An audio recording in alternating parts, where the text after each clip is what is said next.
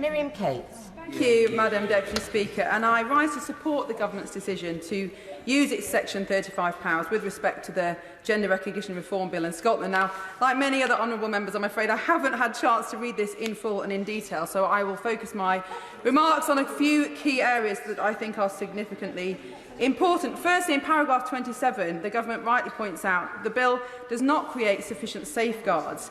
And I think, indeed, the Government is very right to be concerned about fraudulent and malign applications, with the implications for child safeguarding. Now, this morning in the Education Select Committee, we had Professor Alexis Jay, who of course chaired the inquiry into institutional child sexual abuse.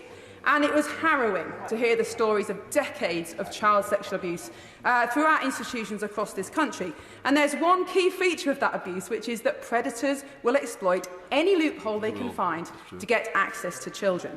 And that is, I'm afraid, what will happen with this bill. We shouldn't be asking how easy is it for someone who's uncomfortable with their sex to obtain a GRC.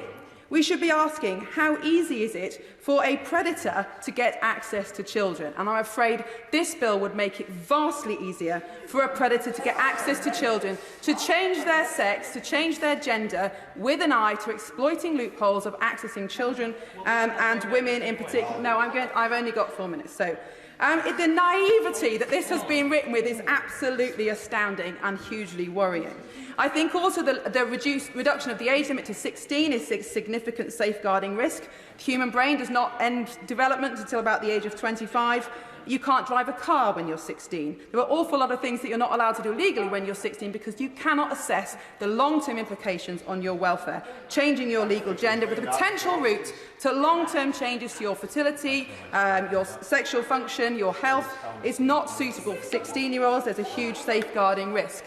Paragraphs 30 and 48 mention membership on the grounds of sex and single-sex spaces. Sex Matters did a report recently looking at the impact on single-sex spaces and the ability of men to access them through changing their gender. The one thing women say is, I never went back. I never went back to that swimming pool. I never went back to that counselling class. For many women, the dignity of being a women-only space, of knowing that there are no men that are going to be there, is so important. We will see a chilling effect on important single-sex rights if this goes through. And I think, as a woman, I fully understand the threats to dignity and safety that this poses, because it will change the social contract. In this country, we recognise that in toilets and changing rooms, in public spaces, there are areas where only women are allowed.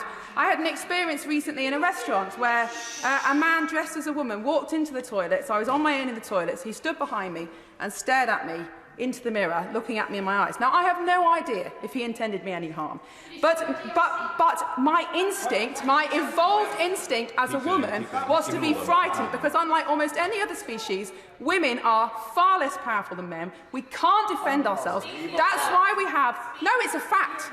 The difference in strength between men and women is phenomenal. That's why we have separate sex categories for sport.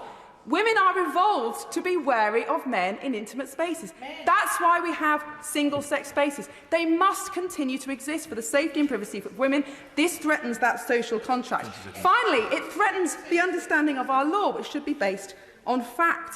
And you cannot change your sex any more than you can change your place of birth or who your parents are. Now, I fully understand the complex arguments involved in this, and we should treat it with compassion. But if the law is not based on fact, then how can we trust the law? That is why the Government is absolutely right to serve this notice.